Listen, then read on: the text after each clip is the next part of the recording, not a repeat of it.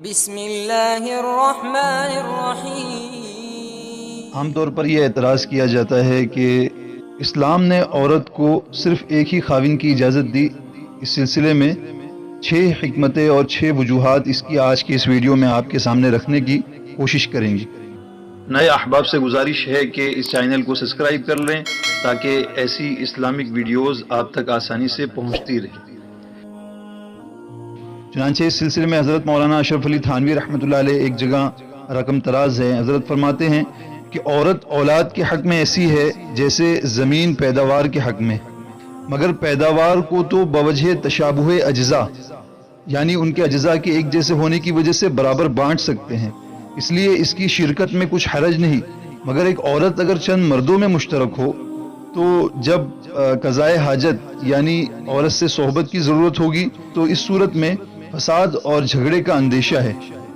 کہ ہو سکتا ہے کہ ایک ہی وقت میں سب کو ضرورت ہو جائے۔ اور دوسری بات یہ ہے کہ نکاح کی وجہ سے ہر ایک کو صحبت کا حق ہوگا، اور جب صحبت کریں گے تو جب ایک بچہ پیدا ہوگا تو اس صورت میں بچے کو ٹکڑے ٹکڑے تو نہیں کر سکتے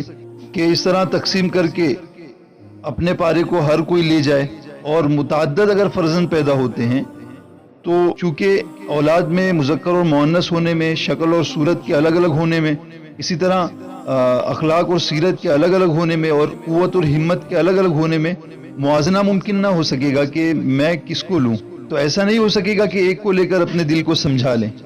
پھر دوسری بات یہ بھی ہے کہ ہر ایک اولاد سے برابر محبت ہوگی، تو دوسری دقت یہ رہی کہ ایک بچے کے مل جانے کی وجہ سے جتنی خوشی ہم کو ہوگی تو اور جتنے بچے ایک ساتھ ہم سے جدا ہوئے ہیں ان کے جدا ہونے کا بہت زیادہ رنج اور بہت زیادہ کلفت اس سلسلے میں اٹھانی پڑے گی، پھر اس وجہ سے خدا نہ جانے کیا فتنہ برپا ہو۔ غرض ہر طور سے اس انتظام میں خرابی نظام عالم تھی۔ ہاں اگر ایک مرد ہو اور متعدد عورتیں ہوں تو جیسے ایک کسان متعدد کھیتوں اور زمینوں میں بیج ڈالتا ہے اور وہ ڈال سکتا ہے، ایسے ہی ایک مرد بھی متعدد عورتوں سے اپنے بچے جنوا سکتی ہے، اور پھر اس کے ساتھ اور کوئی خرابی نہیں۔ عورتوں کے رنج سے کوئی فساد کا اندیشہ اور قتل و قتال کا خوف نہیں ہے۔ دوسری وجہ یہ ہے کہ عورت قواعد اسلام کے موافق محکوم اور مرد حاکم ہوتا ہے، اور کیوں نہ ہو کہ وہ تو مالک ہوتا ہے، اس کو مالک کہا کرتے ہیں، اور عورتیں باندیاں اور مملوک کے درجے میں ہوتی ہے۔ اس کی دلیل یہ ہے کہ بیویوں کو لانے کے لیے مہر کی ضرورت پڑتی ہے، اور بیویوں سے اگر جدائی اختیار کرنا کوئی چاہے تو طلاق ہے، تو اسی طرح ایک باندی مال سے خریدی جاتی ہے اور اعتاق یعنی آزاد کرنے کے ذریعے سے وہ ہم سے جدا ہو جاتی ہے۔ تو جیسے باندی غلام با اختیار خود قید غلامی سے رہا نہیں ہو سکتے، اسی طرح عورت بھی اپنے اختیار سے شوہر سے جدا نہیں ہو سکتی۔ مالک کو اختیار ہے، چاہے تو اس کو اپنے پاس رکھے یا اپنے سے جدا کر دے، اور جس طرح باندی کا نان اور نفقہ یعنی خرچہ مالک کے ذمہ ہوتا ہے، اسی طرح عورت کا نان و نفقہ یعنی خرچہ بھی خاوند ہی کے ذمہ ہے۔ تو جیسے مالک ایک ہی ہوتا ہے اور غلام باندی بہت سارے ہوتے ہیں، ایسے ہی شوہر بھی ایک ہوگا اور عورتیں کئی ہو سکتی ہے۔ تیسری اہم وجہ اس سلسلے میں یہ رقم فرما رہے ہیں کہ عورت کے اندر خدا تعالیٰ نے فطرتاً ایک شرم و حیا کا وصف ایسا پیدا کیا ہے کہ وہ غیر مردوں کے سامنے آنے سے جھجکتی ہے۔ عورت جب مرد سے کوئی بات کرنے لگتی ہے تو شرم کے مارے بار بار اپنی آنکھیں جھکا لیتی ہے۔ اس سے ظاہر ہے کہ فاحشہ عورتوں کے سوائے جن کی فطرت قوت حیا سے بالکل ضائع اور معدوم ہو جاتی ہے، باقی جتنی بھی عورتیں ہیں سب نیچرل حالت میں مردوں سے حیا اور حجاب کرتی ہیں۔ مادہ حیا جو خدا تعالیٰ نے ان کی فطرت میں پیدا کر رکھا ہے ثابت کرتا ہے کہ وہ ایک ہی خاوند کے لیے ہیں، کیونکہ کئی مردوں سے تعلق رکھنے میں یہ حیا رہ ہی نہیں سکتی، جیسا کہ بازاری عورتوں کے اندر ہم دیکھتے ہیں۔ چوتھی اہم وجہ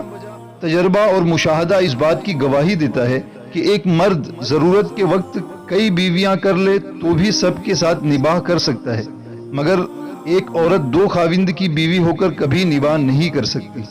اس سے ظاہر ہے کہ ایک مرد کے لیے کئی جوڑوں اور کئی بیویاں ہو سکتی ہیں، مگر ایک عورت کے لیے کئی خاوند نہیں ہو سکتے۔ پانچویں وجہ اس سلسلے میں دنیا میں عورتوں کی تعداد مردوں سے اکثر زیادہ ہی رہتی ہے،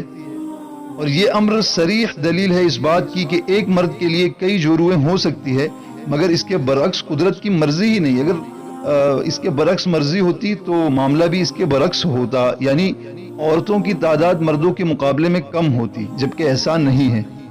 چھٹی وجہ، مرد کو پروردگار نے عورت کی بنسبت قوی اور زبردست پیدا کیا ہے اور عورت کو نازک اور ضعیف الاعضاء، لہذا اس سے ظاہر ہے کہ قوی یعنی مضبوط کئی کمزوروں کو اپنے ماتحت رکھ سکتا ہے۔ اس کے برعکس نہیں ہو سکتا کہ کوئی کمزور مضبوط لوگوں کو اور قوی لوگوں کو اپنے ماتحت رکھے، لہذا مرد اپنے ماتحتی میں کئی عورتیں تو رکھ سکتے ہیں، لیکن عورت اپنی ماتحتی میں کئی مرد نہیں رکھ سکتی، اس لیے کہ وہ کمزور ہے۔ ساتویں وجہ یہ بیان فرماتے ہیں کہ قدرتی تعلق کی طرف غور کریں تو ایک عورت کے اگر 100 خاوند بھی ہوں تاہم ایک حمل میں وہ 1-2 بچے سے زیادہ جن ہی نہیں سکتی، مگر ایک مرد کے چاہے جس قدر بیویاں ہوں وہ سب توالد کو پورا کر سکنے کا واسطہ ہو سکتی ہیں، یعنی کئی بچے جن سکتی ہے۔ تو یہ بھی اس بات کی طرف اشارہ کر رہا ہے کہ مرد اپنی ماتحتی میں کئی عورتیں تو رکھ سکتا ہے، لیکن عورت اپنی ماتحتی میں کئی مرد نہیں رکھ سکتی۔ دوستوں آج کی ویڈیو میں بس اتنا ہی، امید کرتا ہوں آپ کو ویڈیو پسند آئی ہوگی۔ اگر آپ کو ویڈیو پسند آئی ہے تو اس کو اپنے دوستوں کے ساتھ شیئر کریں اور ایسی ہی مزید ویڈیوز کے لیے ہمارے چینل کو ضرور سبسکرائب کریں۔ شکریہ۔